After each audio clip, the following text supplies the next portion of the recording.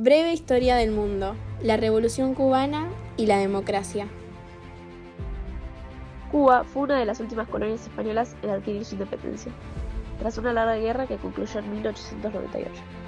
La intervención de los Estados Unidos en el tramo final del conflicto le permitió a la potencia del norte ocupar la isla durante 4 años.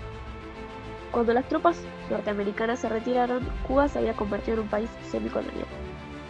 Esto significaba que los cubanos tenían un gobierno propio, pero los Estados Unidos podían volver a invadir la isla para defender sus intereses gracias a un artículo de la Constitución cubana, conocido como la Enmienda Platt. Por otro lado estaba la dependencia económica, ya que Cuba pasó a depender de la exportación de azúcar y tabaco al mercado estadounidense. Con la crisis de 1929, los Estados Unidos protegieron a sus propios productores de remolacha azucarera, lo que desencadenó una crisis económica en la isla. Ante la crisis económica, los trabajadores realizaron una huelga que obligó a Machado a renunciar en 1933. Su sucesor, Ramón Grau San Martín, abolió la Enmienda Platt y decretó medidas favorables a los trabajadores. El nuevo gobierno duró 100 días, arrinconado entre los Estados Unidos y el ejército cubano, al mando de Fulgencio Batista, requerido para sofocar las continuas protestas. En 1940, Batista ganó las elecciones y abrió un periodo de estabilidad política que se mantuvo en los gobiernos de Grau San Martín entre 1944 y 1948 y Carlos Brío Socarrás entre 1948 y 1952. La llegada de Gerardo Machado a la presidencia en 1925 implicó una ruptura en la vida política cubana. El presidente reformó la Constitución para rehabilitar su reelección y reprimió durante las protestas sociales. El autoritarismo del gobierno provocó la radicalización de los estudiantes universitarios, que se pusieron a la cabeza de las manifestaciones populares.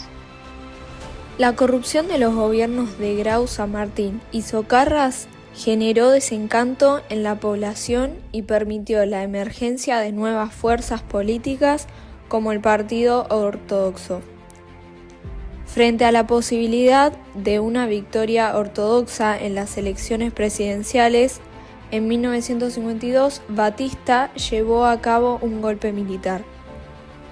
En el poder, Batista se relacionó con la mafia estadounidense para sacar provecho de los casinos y el tráfico de drogas en La Habana. En materia económica, se redujo la zafra azucarera para especular con los precios, lo que aumentó la pobreza y la desocupación en el campo.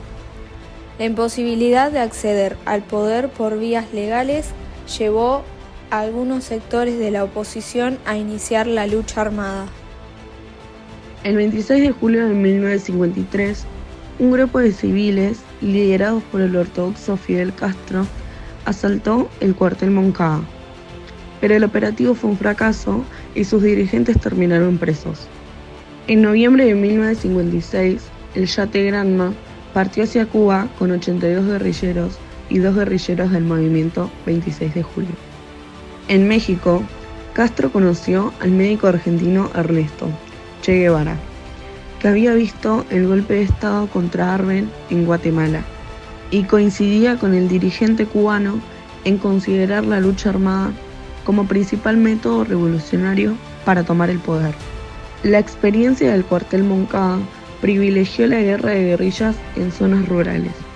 Las autoridades, enteradas del plan, emboscaron el barco y durante 1957 y 1958, el ejército rebelde incorporó campesinos a sus filas y libró combates contra las fuerzas de Batista. Los guerrilleros lograron aislar al ejército gubernamental en la ciudad de Santa Clara, que terminó rindiéndose ante el Che Guevara. Batista tuvo que huir del país y el ejército rebelde entró en La Habana del 8 de enero de 1958. Finalmente, la radicalización del proceso revolucionario que afectó a las empresas norteamericanas radicadas en la isla la convirtió en una revolución socialista.